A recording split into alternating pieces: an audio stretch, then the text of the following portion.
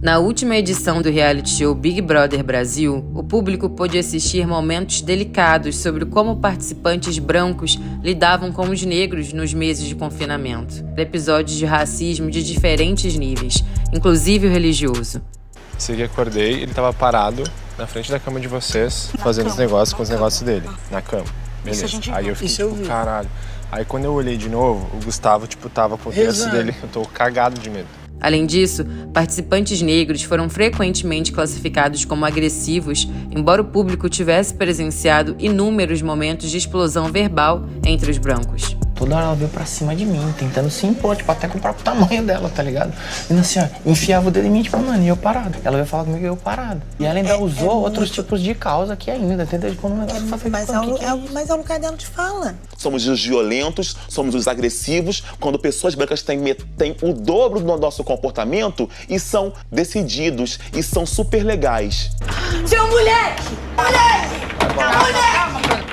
Bruna, você quer conversar? Respeita porra nenhuma! Imagina a Sara tendo metade do linguajar que a Bruna tem. Como ela seria lida? A preta violenta, a preta agressiva. Olá, sejam bem-vindos ao Dia a Dia, um podcast produzido pela equipe de redes sociais do jornal O Dia. Eu sou Agnes Rigas e te convido hoje a debater como o racismo ainda está latente em nossa sociedade e chega para nós todos os dias, via telejornais, nos campos de futebol e até mesmo nos programas de entretenimento.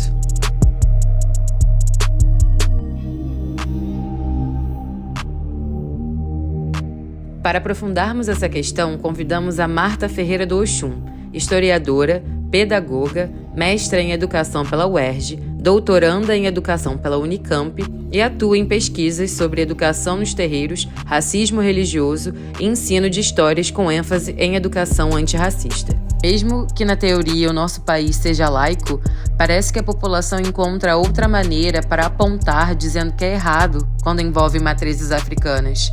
Para você, existe algum motivo principal para essa atitude?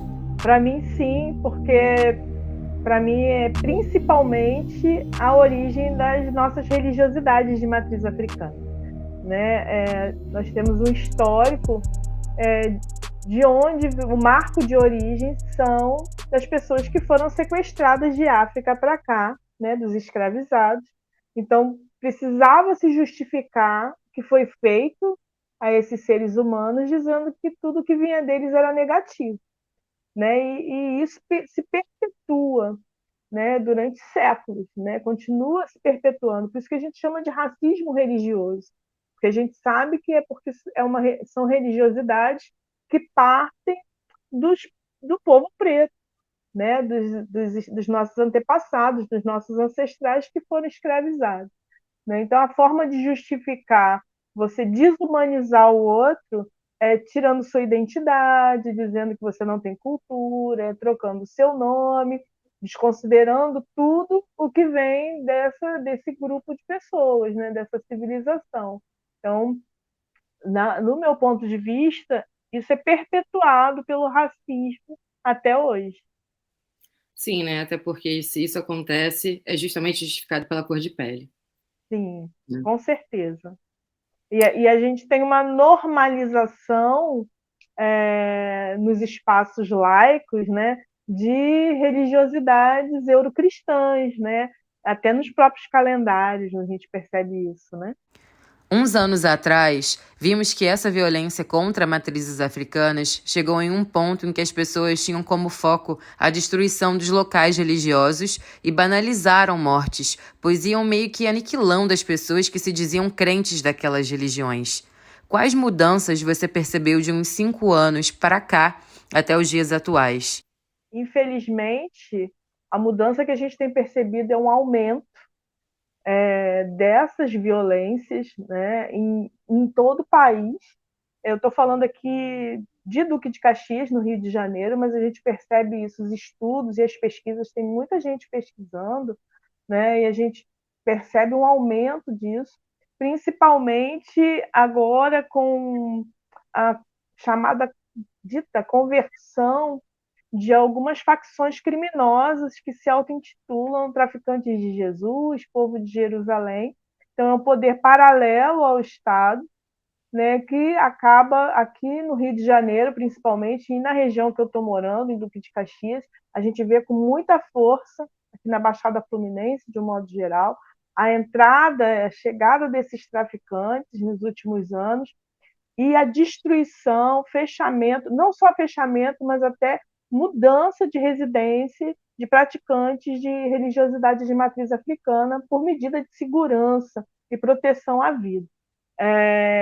Muitas pessoas com seus elementos ritualísticos dentro de casa e que são obrigadas a se desfazer deles para que não percam a sua moradia. Pessoas que têm casa própria e precisam se desfazer dos seus assentamentos, não podem andar livremente nem no seu quintal com roupa branca, pano de cabeça. Então, a violência, e é muito interessante que hoje, nesse momento que a gente vê lá no Museu da República, né, uma ênfase nas peças do nosso sagrado, que eram apreendidas pela polícia, né, ó, lá no pós-abolição, e a gente, nesse momento, está tendo esse retrocesso, esse fortalecimento dessa violência física, né, emocional, física, principalmente, dentro dos nossos espaços e até da nossa residência também, né? Devido às estruturas da nossa sociedade, o povo em si já cria pensamentos automáticos e negativos sobre as matrizes africanas pelo preconceito enraizado. O que podemos fazer como população para que isso seja amenizado? O que a gente tem pensado muito, né, porque além de eu ser praticante de candomblé, eu estou me constituindo enquanto pesquisadora também na área, pensando em educação nos terreiros. Então, o que a gente vem percebendo é que um desconhecimento do que são essas religiosidades também aumentam tanto essa discriminação quanto essas violências, né? Então, o movimento que a gente tem feito, que já não é um movimento novo, mas que tem se ampliado bastante, é o de explicar o que são as nossas religiosidades, né? E isso em todos os campos, né? Seja não só na pesquisa, mas também na formação docente, na formação desse professor que vai estar lá na ponta, na escola, trabalhando com os nossos alunos que são candomblecistas e se escondem o tempo todo na própria universidade com implementação de disciplinas, de conceitos e autores que discutam essa questão e que falam de dentro também. Acho que esse movimento tem acontecido e acho que acaba ajudando a informar, porque, na verdade, né, as nossas mais velhas, elas lutaram para ter esse lugar de religião por conta de aquisição de direitos políticos e sociais, mas para a gente, né, para nós praticantes de candomblé, nós sabemos que é uma filosofia de vida, é um modo de ser, estar e compreender o mundo, né, é para além de religiosidade. Então, acho que essa informação, informar o que nós somos, o que praticamos, que nossas religiosidades não têm ligação com os dogmas cristãos, como céu, inferno, pecado, diabos, enfim. Né? E eu vejo isso muito no reflexo das crianças do terreiro, né? Quando elas chegam na escola e começam a explicar o que é o candomblé. E elas têm essa noção muito... essa noção e essa facilidade de explicar o que é a sua religiosidade. Isso enche a gente de esperança também, né? De perceber como essas crianças, esses jovens vão propagando o que vão aprendendo dentro dos terreiros, que é um outro movimento que a gente tem visto também com essa geração de crianças e jovens iniciados dentro das religiosidades de matriz africana, que é muito interessante de se observar. Em sua opinião, por que o povo propaga mais o ódio do que a busca por conhecimento em relação às religiões africanas? Eu acho que é um medo, é o medo do povo preto, né? Como a Carol Rocha, da Andara Suburbana, fala, né? A magia preta assusta, né? Nós somos muitos, né? E fortalecer esse povo, fortalecer essas filosofias fortalecer as nossas teorias, nossos conceitos. Isso ameaça uma sociedade que está aí posta, organizada por uma lógica ocidental, né? Então, quanto mais a gente avança, mais a gente assusta, né? E a forma de manter uma massa assustada é propagar mentiras ou informações que não condizem com o que a gente acredita, com o que a gente pratica, né? Porque as religiosidades de matriz africana, nosso princípio é o que a gente chama de ebé, é a comunidade, é a vida em comunidade, o filho de um é o filho de todas, é a maternagem, a gente não lida com a maternidade, a gente lida com maternagem, você não precisa parir para ser mãe, né? Homem e mulher podem exercer a maternagem, então são princípios que acabam esbarrando em tradições inventadas e já formalizadas por séculos, né, nas sociedades que a gente tem acesso aqui. Então, isso é uma ameaça, né, a uma ordem vigente. Né? Então, acho que por isso que existe todo um movimento, até político, né, de instrumentalização política, de eleger candidatos que propaguem que a gente é do mal, que são mais radicais, né, que tem um posicionamento cristão mais radical, para garantir a manutenção desse poder que está vigente. Eu acredito muito nesse viés, porque o que a gente prega é estar em comunidade, é a partilha, é o cuidado, é essa matrilinearidade, essa inclusão mesmo, né? Ninguém fica de fora, né, dos candomblés, seja preto, seja branco, né? A gente não exclui ninguém. Né? E aí, como explicar essa lógica de não exclui ninguém? Né? Então, isso amedronta, né? Amedronta, e a forma de barrar isso é desqualificar, né? Desqualificar, dizer que não é bom, dizer que traz maldades, enfim, né? É não informar o que é a realidade, o que é a nossa realidade. Fazendo até um gancho um pouco da sua fala, uma coisa que eu achei até bem interessante é você ter pontuado que, por exemplo, as crianças elas têm mais facilidade, às vezes, de chegar num ambiente escolar e, por exemplo, explicar sobre o que é a religião deles, o que se aprende, quais frutos, quais benefícios que se tira através de religiões de matrizes africanas. Bom, o que a gente tem observado a gente teve uma geração, a casa que eu faço parte aqui em Caxias, né, o ILE que eu faço parte, é novo, né, ele nasce em 2006, né, com a liderança do meu pai, que é o Babalorixá Daniel de Iemanjá. Então a gente já está na quarta geração de crianças iniciadas. E o que a gente via na primeira e segunda geração ainda era o se esconder, né, o ficar escondido, o fingir que é evangélico, fingir que é cristão, para não sofrer violência na escola ou em outros espaços. E aí, quando eles começam a ver o nosso movimento também dentro do terreiro, né, porque os terreiros eles não param só para as festas públicas religiosas, mas a gente também para atividades para a comunidade, né, para mostrar o que a gente tem, quais são as potências que estão ali dentro. Né? Nós temos professores, pesquisadores, artistas, chefes de cozinha, comerciantes, e quase todos trabalhando com questões ligadas ao terreiro, ao axé. Então, a gente abre, lá em casa, por exemplo, a gente tem o encontro das culturas de axé, que acontece uma vez no ano, que a gente abre as portas e apresenta as pesquisas, os produtos, enfim, né, todas as potências que tem ali dentro. E as crianças estão ali, participando desse processo, visitando outros terreiros que também fazem, também oferecem essas atividades, e isso vai fortalecendo. E ter o conhecimento do que é o candomblé. Eu acho que isso é o principal para essas crianças e jovens. O candomblé fazer sentido para ela. Por que eu estou pegando essa folha? Por que eu estou deitando nessa esteira?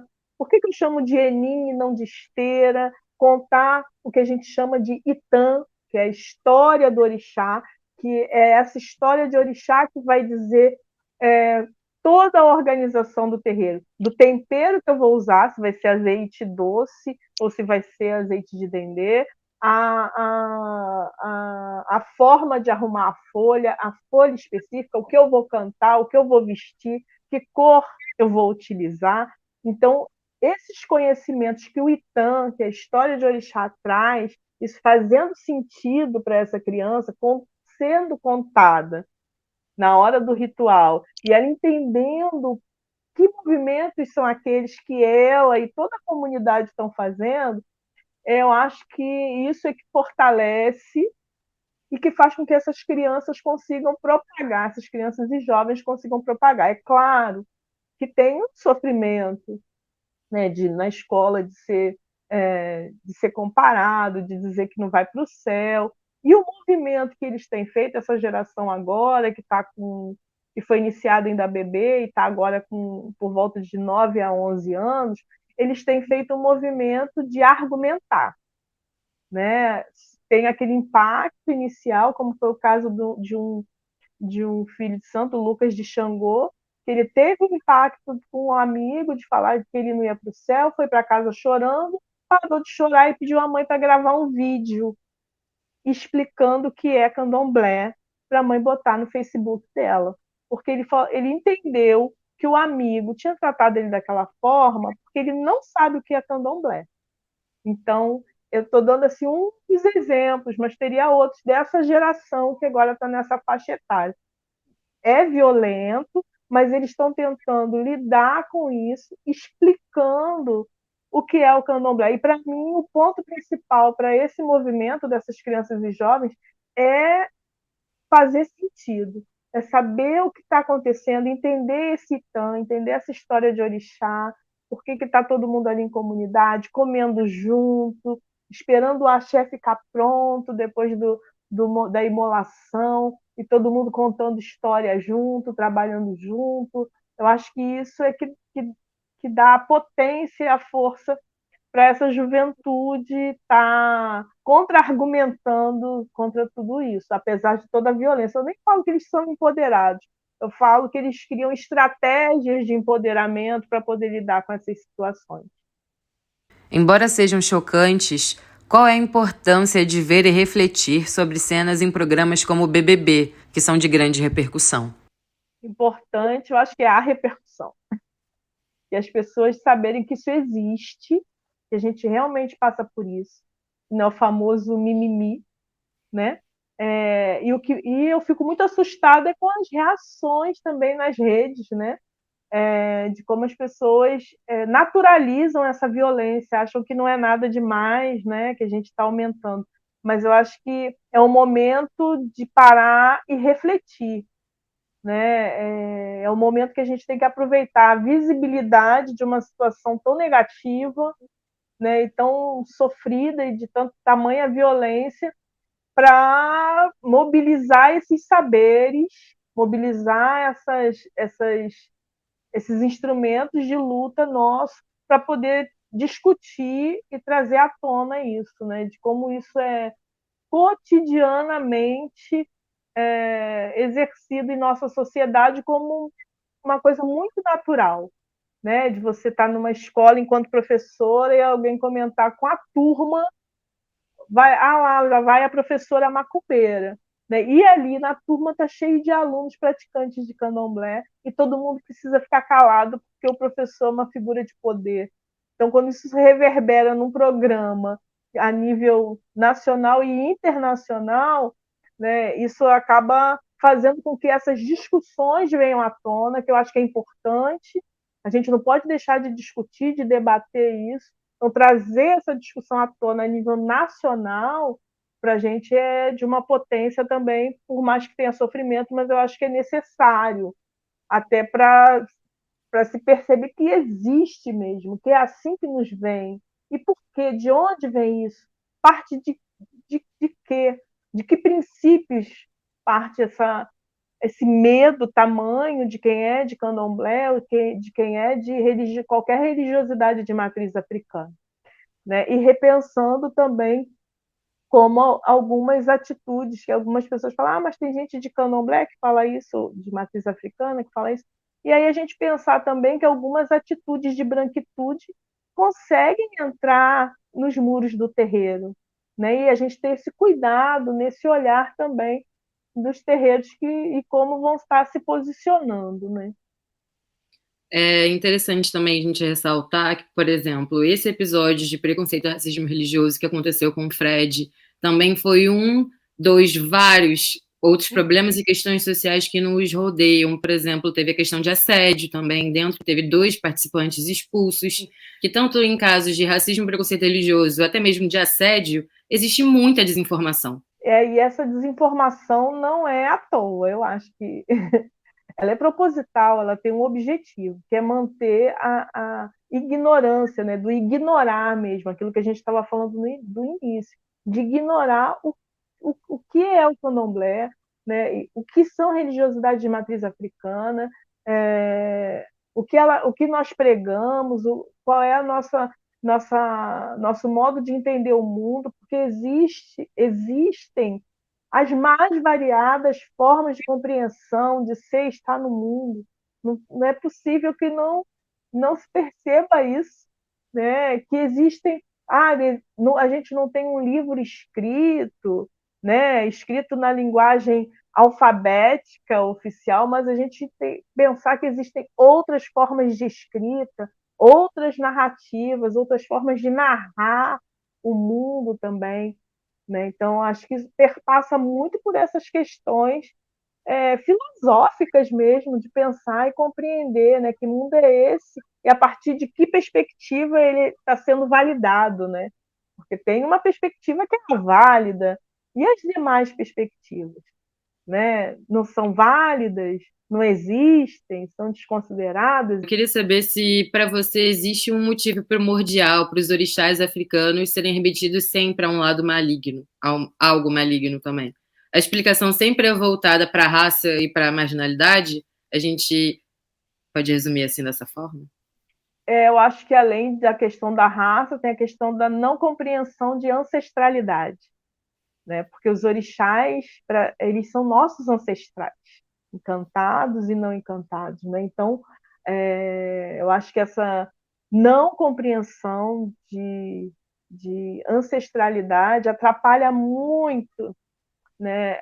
E amplia o racismo também, né? Porque você pensar a sua ancestralidade é você se entender enquanto uma pessoa não branca, né? E isso é muito duro, né? Por conta da sociedade que a gente vive. Quantas pessoas são retintas e na hora da autodeclaração não se declaram enquanto pessoas pretas? É porque não está ligando? Não, é duro, é difícil, é dolorido, né? Então, esse letramento racial ele se faz necessário para a gente poder, porque a gente não tem um letramento racial efetivo, né? Nós temos grupos que somos nós, os mais interessados, e que vamos tentar nos letrar.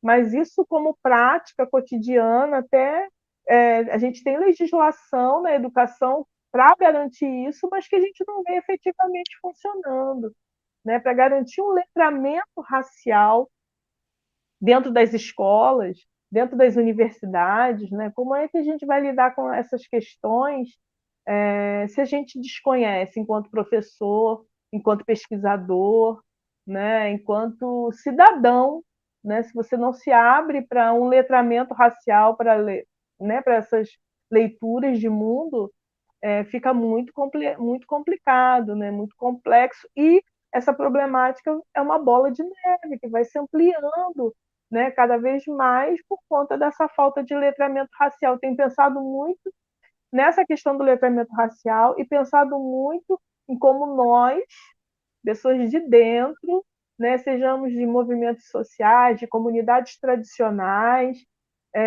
quando a gente entra na academia, para a gente não cair nas armadilhas da academia, que é puxar uma literatura embranquecida, não puxar os nossos próprios conceitos, as nossas epistemologias, as nossas filosofias, porque senão a gente entra e sucumbe, né, para dar conta do que a academia cobra.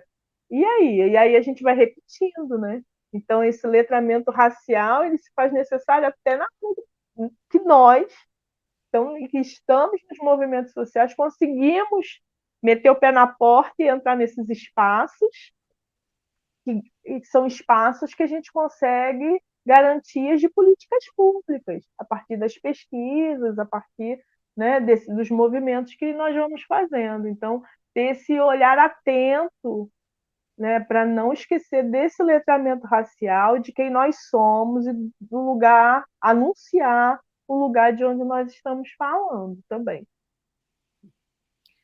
O quanto é válido, na sua opinião, em dias atuais, uma denominação para dizer que determinada ação é uma ação racista e preconceituosa devido à sua intolerância?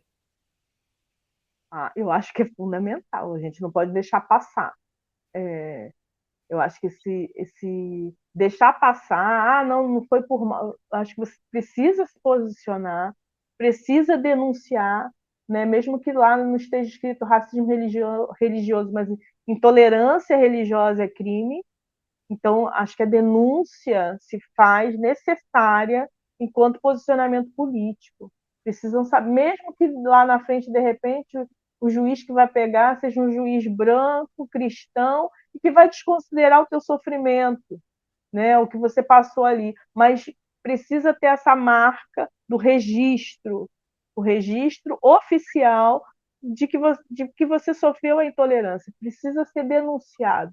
Acho que não dá para ficar reclamando entre nós. Nós agora temos instrumentos.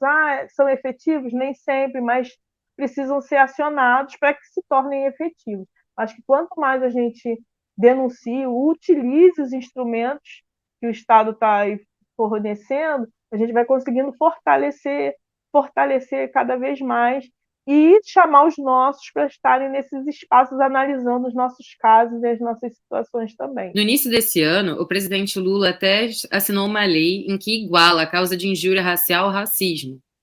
Quais medidas, na sua opinião, a justiça poderia adotar para impulsionar essa ajuda contra a onda de intolerância?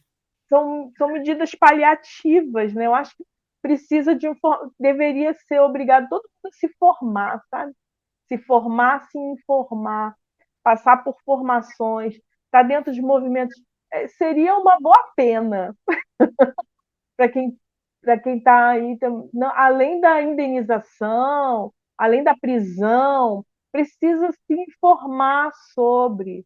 Aí sim, eu acho que a gente poderia sonhar com políticas públicas também. Exatamente, né? Porque essa punição indenizatória, acho que precisa, assim, não estou desconsiderando isso não, a prisão, a indenização, mas eu acho que precisa também de uma ação social, de letramento, de reconhecer o que você está fazendo, né? Você está atingindo que história, que memórias foram atingidas a partir do crime que você cometeu, né? Porque só pagar ou ficar preso sem essa formação e informação, eu fico pensando se a pessoa, por exemplo, que tem grana, né, se isso não vai passar meio que batido por ela, né? Então, acredito nessas medidas também socioeducativas nos casos de racismo. Acho que não pode ser prendeu, acabou, pagou a indenização,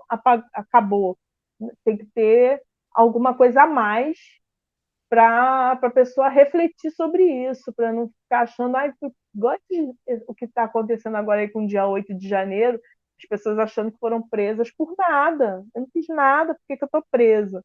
Né? Eu acho que é um pouco essa preocupação que a gente tem de não repetir isso. Né? Tem que saber o porquê, tem um porquê de você estar ali, porque tem uma história, tem histórias, memórias, tradições, lutas, resistências que continuam até hoje, mesmo que de formas diferenciadas do seu início, mas que são seculares. Então, precisam ser levadas em consideração. Essa liberdade de expressão é a minha opinião só, é a sua opinião até o segundo parágrafo, né? Sua opinião está atacando a quem? né? Que categorias está atingindo, porque são categorias que atingem, né? E tentar se colocar se eu fizer isso contigo, porque a reação é rápida. Se você devolve, né? Como eu já fiz uma fala em uma escola, numa reunião, e falei: prestem atenção nos alunos. Né? A gente está com traficantes de Jesus aqui perto e a gente tem muitos alunos candomblecistas. Nossa, foi um rebuliço que eu falei, traficantes de Jesus. Eles mesmos se autodenominam assim, não sou eu não. Né? E até nesse caso, qual é o posicionamento das igrejas nesses ataques? Né? O que a gente tem visto é o movimento dos próprios terreiros, de levar ministério público para dentro do terreiro para discutir, né? Tá levando, ao invés de ir para a Alerj ir para dentro do terreiro, junto com o Ministério Público, Defensoria Pública, procurador, para pensar. Isso aconteceu ano passado, lá no Babá da Ailton, para repensar as políticas de proteção aos terreiros. Né? Então, precisa ter esse movimento, né? De ir até nós também, nós trazermos a galera para cá para pensar junto com a gente, ver que realidade é essa, né? Porque ninguém quer se colocar no lugar do outro, né? Então eu não vou, todo mundo recebe convite para ir à igreja e a gente vai, né? E quando a gente convida para ir no nosso espaço, não, eu tenho Deus no meu coração, eu tenho o quê então, né?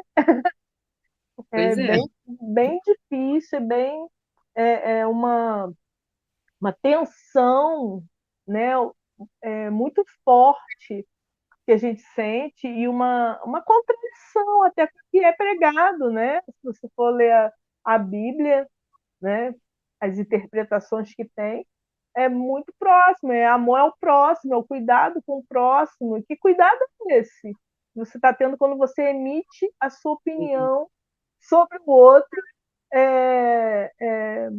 dizendo que o outro é maligno, dizendo que uma criança está possuída, né? Então, pelo capeta? Que cuidado com o outro que você está tendo? Né? Qual é o exercício de solidariedade e amor que é ensinado, você está praticando? Então, é totalmente contraditório essa balela é minha opinião. Nos últimos 2 anos, o país teve um aumento de 45%, de acordo com os dados do Ministério de Direitos Humanos, no número de denúncias em razão à religião. Diante desse cenário, será que seria possível prever algum tipo de melhora ou estabilidade na onda de violência? Eu acho que as pessoas estão tendo mais coragem de denunciar. Então, é um movimento que eu acho que tem tido. A gente tem, porque precisa parar e gastar um tempo para isso. Não é uma coisa simples também. E ter coragem. Por exemplo, no caso dessas regiões conflagradas de tráfico, é muito difícil para a pessoa denunciar por conta de risco de morte. Sim. Né? Então, mas em algumas situações, como outros espaços não deflagrados dessa forma, as pessoas têm feito esse movimento de denúncia, de marcar o que estão sofrendo, o que estão passando. A gente não está deixando passar. Nós tivemos ano passado foi, uma pessoa que filmou de cima da casa e denunciou o terreiro, dizendo que a gente estava fazendo uma fogueira enorme.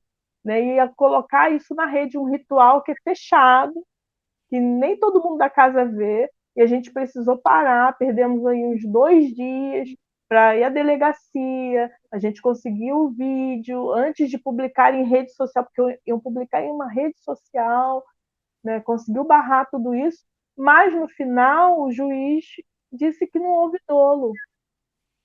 Para a gente houve, que uma pessoa de fora viu um ritual que nem todos da casa vêm, interrompeu, chamou o bombeiro fez o relatório denunciando o denunciante, porque foi chamado à toa, porque não era fogueira, era uma coisa pequena, num lugar bem reservado, né? A gente teve apoio do bombeiro e dos policiais, mas o juiz considerou que não houve dolo. Para a gente houve um grande dolo, interrupção, de ritual, entrada de pessoas estranhas na hora da nossa ritualística, que é o caso do, mesmo respeitosamente, mas entrada de bombeiro, policial. Então, tem todo esse movimento também que envolve a denúncia, que são movimentos que não são fáceis, mas que as pessoas estão se dispondo a fazer para poder utilizar esse instrumento que o Estado está disponibilizando nesse momento, né? E eu acho que é super válido e precisa ser feito mesmo, parar e denunciar. Para além do preconceito religioso, essa edição do BBB também exibiu momentos em que participantes pretos eram classificados como agressivos quando tomavam atitudes similares aos brancos que, com as mesmas características, ganhavam adjetivos positivos como firme ou empoderado. Marta, minha pergunta final para você é: até quando sofreremos isso? Já passou da hora, né, da gente ser questionada dessa forma, e eu acho que esse movimento que a gente tem feito de usar tanto as redes sociais quanto os meios de comunicação, a grande mídia, eu acho que, de certa forma, traz a reflexão e a comparação mesmo, né? De você ver que e às vezes o grito da branca não é nem tão válido, né? Por conta de, se a gente pensar nessa última situação da Tina, tem um porquê, né? Da questão do nome, né? Chamar de garoto. Tem uma questão de identidade que sempre nos foi arrancada. A primeira coisa que faziam quando escravizados era retirada do nome. Meu tataravô, até hoje eu não sei a região de onde ele veio, porque eu só sei o nome de batismo dele, que era Rafael. Ele veio criança para cá com os pais. Foi sequestrado criança com os pais para cá. Então, essa questão do nome é muito forte. O não conhecimento da cultura do outro também é muito complicado. Se basear só do ponto de vista da cultura branca é muito complicado para pensar todas essas relações, para pensar por que a mulher preta é vista como agressiva, porque ela precisa ser a origem das nossas mães, das nossas avós, das nossas mais velhas, são de trabalhadoras domésticas, né? Doméstica, de ser domesticado mesmo, né? De ser subserviente. Então, quando você não aceita essa posição de ser subserviente e diz não, só o dizer não já é considerado uma agressividade. Ai, por quê? Por que não ponderar? Não quero. Né? Quando falam, você pode comparar, na pesquisa sobre educação nos terreiros e Itãs, a gente pode comparar Itã à mitologia grega? Não pode comparar, porque eu não quero comparar. Eu não entendo o que tem a ver com mitologia grega, romana, seja lá, outra pegada. Eu não quero falar mitologia iorubá, mitologia de orixá. Quero falar que são Itãs. Tem lá um livro de Ifá que também aponta para isso. Enfim, né? Então, isso já é considerado agressividade, você não aceitar o que já está posto, né? Dizer que não, que existem outras formas de entender, outras formas de leitura, outras formas de se posicionar no mundo mesmo, isso já é considerado uma agressividade. Né? Enquanto a nossa aceitabilidade é muito bem chegada, muito bem vista. Né? Se você aceita, ou se você tem um tom mais polido, não. As nossas ritualísticas, a gente grita, a gente dança, a gente gesticula. Isso somos nós.